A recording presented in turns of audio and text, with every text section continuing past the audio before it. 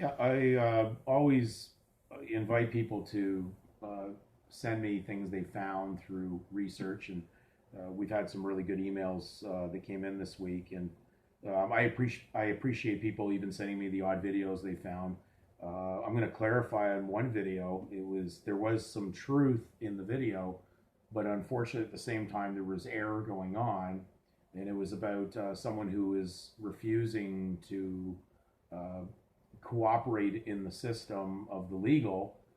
So it was quite the controversy on the pullover of a vehicle with no plate, and the person having, or the legal participant still had no insurance, and basically none of the papers that were required normally in the legal system on a pullover.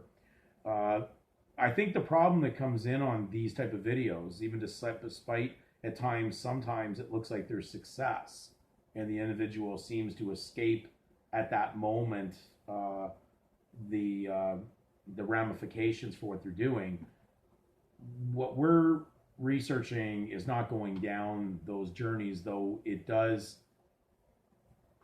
seem to touch on what these people do sometimes in those circumstances.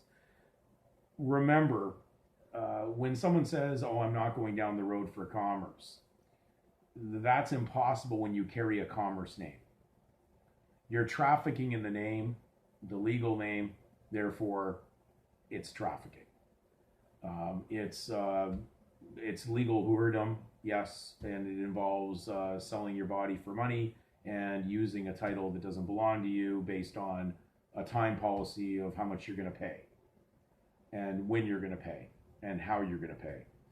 So when someone's doing that and refusing to cooperate, it's like a volunteer who says, I'm gonna voluntarily hold legal title, but then I'm not gonna cooperate with some of the rules because I found this little law here and this little court case here, and I'm going to use that, to protect myself. But you'll find that they're always having a hard time getting around with that. And I'm not here to talk about whether you should have plates on your vehicle or not. If you're in the legal, you're bound by the legal rules. If you decide to violate those, then you're in a voluntary system, even whether you know that or not, and then you're gonna not volunteer. So you're gonna do a non-volunteering rebel cause against it. So it's just like a member of a club saying, I don't like the club rules and I'm not going to do some of them. And if you are a member of a club and you didn't write the rules, you don't have authority to change those rules without using the means that is allowed to adjust those rules. So unfortunately, it's not the way to go.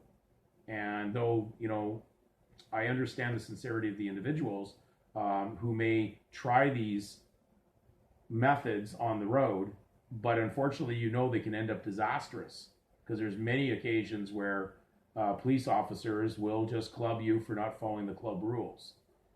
They are like going down the direction of Cain by force and violence, and that is how we run our governments under rule of law, by force and violence.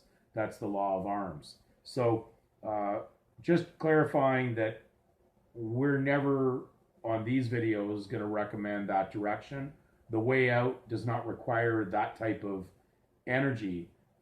These people are still in the legal system, and if they're violating the legal rules, it's going to run into trouble.